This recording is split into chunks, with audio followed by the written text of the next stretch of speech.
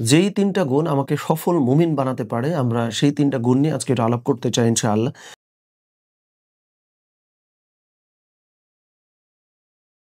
দেখেন, first of all আমরা যখন শুনি যে মুমিন বা হচ্ছে মুসলিম, তো আমরা কিন্তু ধরেই নেই যে আমি যেহেতু মুসলিম বা যেহেতু আমি মুমিন, তাইলে আমার আলাদা করে সফল হওয়ার আসলে আর কি আছে? হ্যাঁ, এটা ট্রু। যদি সত্যিকারের অর্থে আমরা মুমিন হইতে পারি, তাহলে আমাদের আলাদা আসলেই কিছু দরকার নাই। কিন্তু আজকে আমরা বলব যে মুমিন হবার পরেও আল্লাহ সুবহানাহু ওয়া তাআলা আল কোরআনে যে "কদ আফলাহাল মুমিনুন" বলেছেন যে ওই মুমিনরা সফল। তার মানে মুমিন হবার পরেও সফল হওয়ার জন্য কিছু কাজ আমার আপনার আছে, যেই কাজগুলো আমাদেরকে বেশ যত্নের সঙ্গে করতে হয়। সেরকম ৩ টা কাজ নিয়ে আজকে আমরা একটু আলাপ করতে চাই ইনশাআল্লাহ। আমরা এই সূরার আলোকে বলতে চাই, আল কোরআনের ১৮ নম্বর পারার একদম ১ম পৃষ্ঠায় আল্লাহ সুবহানাহু ওয়া তাআলা এই সূরাটা আমাদেরকে জানিয়েছেন বা নাজিল করেছেন। তো ওখানে অনেকগুলো বিষয় আছে। আমরা ৩ টা বৈশিষ্ট্য নিয়ে একটু কথা বলতে চাই।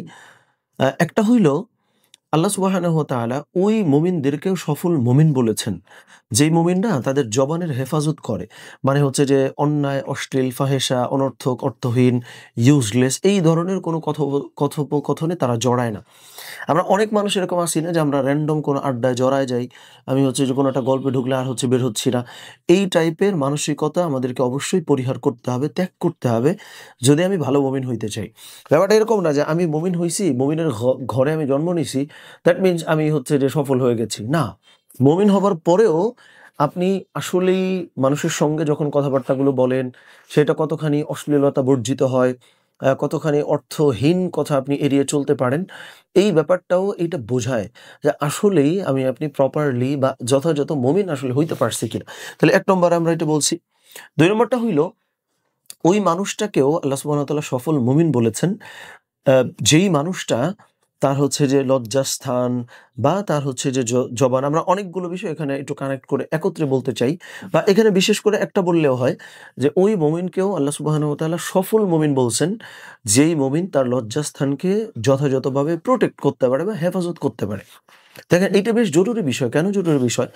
যে আপনি নামাজ আদায় করছি বা আমরা প্র্যাকটিসিং মুসলিম, কিন্তু ডাজ ইট মিন যে অলওয়েজ আমি আমার হচ্ছে যে লজ্জাস্থান হেফাজত করতে পারি?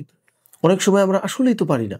সো এই জায়গাটা আমাদের চিন্তাগত জায়গা, প্র্যাকটিক্যাল জায়গা, সমস্ত জায়গা থেকে আমি অলওয়েজ আমার লজ্জাস্থান যেন হেফাজত করতে পারি, এই ব্যাপারটা আমাদেরকে এনশিওর করতে হবে। যদি আমি মুমিন হবার পরেও জাস্ট মুমিন না, আমি সফল মুমিন হইতে চাই।